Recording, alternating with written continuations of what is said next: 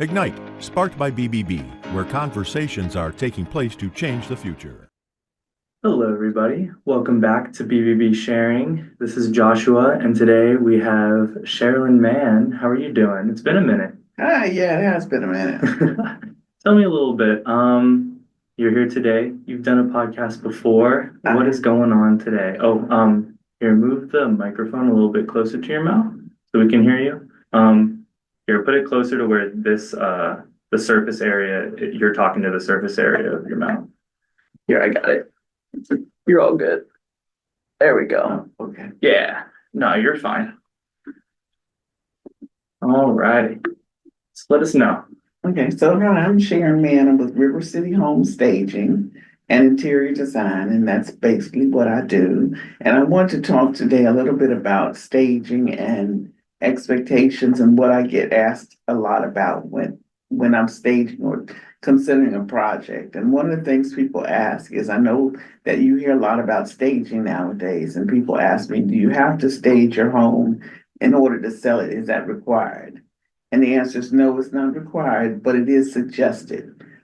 In today's market, people want to be able to come in, look at your home, and be able to picture themselves in it. And staging does that. And that's what we try to do at River City, and to create a design that will reach a wide audience, or a diverse audience that's trendy with not only furnishings, but color as well, so that we get a lot of traffic at your open houses. And it's something that at times your realtor will also suggest. Now, realtors don't pay for staging typically, but they will suggest it to you, and it's at the cost of the homeowner normally, which is something else people ask me a lot. Do I have to pay for the staging? Yes, you do, and it is separate. But a realtor may suggest it just to give your home a newer look inside as well as outside. Okay. Very interesting. So I know I wanted to talk about this a little bit more. You had a magazine that you were featured in, correct? Yes, it's called Upscale Life. It's a residential magazine that is, in the edition that I'm in, is featuring services for the home, and it's being distributed in Chesterfield County primarily. I'm also re-energizing my business and launching a new website soon, www.rivercityhomestaging.com. So I'm excited about a lot of things that are going on right now. Okay. So within this whole new rebranding of yourself, what are some challenges that you've run into? Well, I think my biggest challenge, which has always been has been marketing, finding the right marketing venue to make sure that it reaches out to the client that I want to attract. And of course, that it's affordable, which is something the Better Business Bureau allows me to do through these podcasts as well, is to get my name out there, get my brand out there. And it's been a good partnership, I feel, because that's really helped. As a matter of fact, the magazine found me through your Better Business Bureau.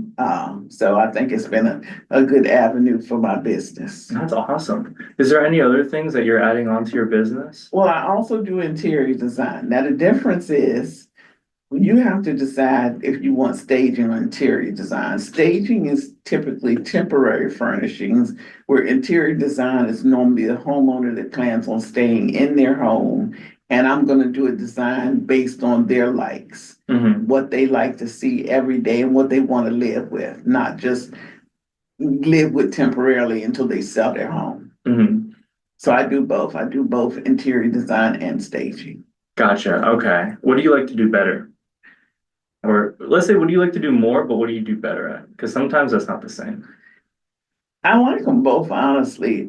For me, the pleasure is in seeing the finished product and seeing the customer that's very happy. I've done a few houses where the houses have sold within 2 weeks, and that makes me happy as well, because that is the goal, is to partner in a way with your realtor and with the homeowner to get their house sold. Your home is the biggest investment that you make in your life, as far as I'm concerned. So, and you always want a return on your investment. I think staging can get you there, get it sold faster. The statistics say that stage homes sell faster than a non-staged home, and I think that's true in most cases. So I think if you put that value into it, you'll get that value back when it's time to sell. Okay. Do you see any changes when it comes to, I know everyone has their specific design or, what they like of their house, but do you see kind of like a shift in, kind of modern decor? I think it depends on the style of home. The last home I did was a mid-century modern, which is actually one of my favorite style houses. And it was a client that had a very dark room, didn't get much light in, and all her furniture was big and dark. Mhm. But she wanted leather furniture. She had to have leather furniture. And I was able to find leather, but just find it in lighter colors and give her what she wanted, but at the same time, give her what made sense in the room. I see what you mean. Okay.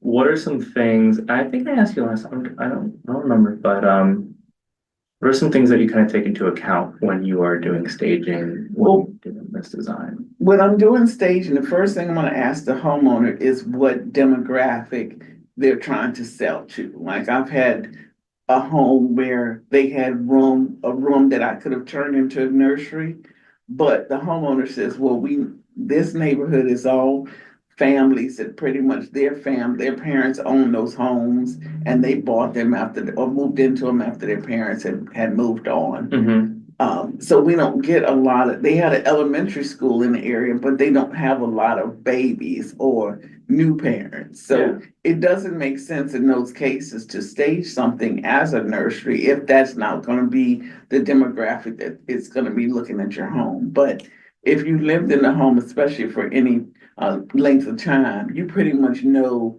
who you're trying to attract or who you will probably more than likely attract that will look at your home. I see what you mean. And that's who I try to. I want to stage to a broad base, but at the same time, like I said, what is the sense of spending money to stage an additional room as a nursery when you're not going to get that person Yeah. that's looking for It's that? a small percentage that's going to be looking Yeah. for that. That makes sense. I'd rather appeal to the broader demographic.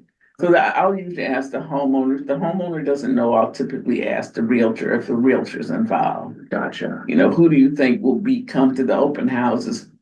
Who are you actually trying to market to? Now with interior design, it's different because you're not selling typically. So I'm gonna come in and sit down and talk to you about the colors you like, the environment you want to be in, the types of furnishings you like. Mm-hmm. It's geared totally towards you. So I get satisfaction from both. The satisfaction in the staging is when it comes together and the house gets sold. In interior design, it's seeing a client that's very happy and loves being in their home and in that environment that I've changed for them. Okay. Were there any more questions that you usually get from people that you can think of?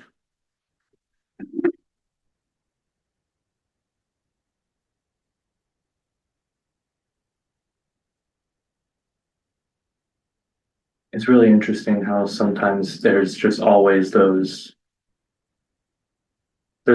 questions that everybody asks that you're always ready for. So, Well, let me talk a little bit about how, if you decide to stage, how to start the process. okay. I think the best thing, most stages pretty much work the same way. We like to come out first of all and do a consultation.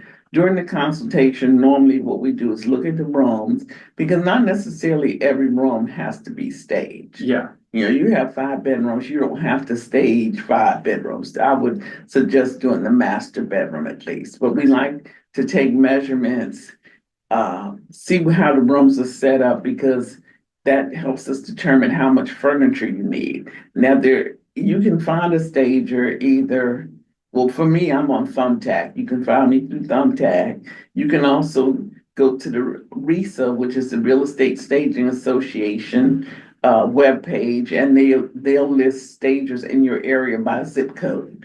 You can find someone there. Of course, you can find through local Better Business Bureau is another great resource. I'm there, and so are some of the other stagers. So once you decide on someone, I would suggest contacting them through either email, or if the phone number's available, contact them or call them and talk to them directly about what your needs are. What are you trying to accomplish? Are you trying to sell your home? Do you have some furniture already? Because there are times when we can incorporate that into the design. Yeah. If it fits, not always, but if that furniture fits in with the design, sometimes we can. Okay. But the consultations are usually a fee to come out and visit and take those measurements and pictures normally, so that then we can start on your design. Now, some stagers have their own inventory that they use at their stagings. What they call a non-inventory stager. So I don't keep furniture readily in a storage warehouse or available. I rent my furniture from a rental warehouse, and I do that because I feel it helps me create a unique design every time I do a home. So even if I have two houses next to each other that look alike, your design is not going to look like that person's. I want it to be different because I want to draw that buyer to your home. But I do, by using the rental warehouse, it allows me to do that. And it also keeps me up on the latest trends in furniture and color and that type of thing. So Okay. I just think that's just the way I do Yeah. No, I mean, it's been working, so. it. Yeah. How can people get in contact with you?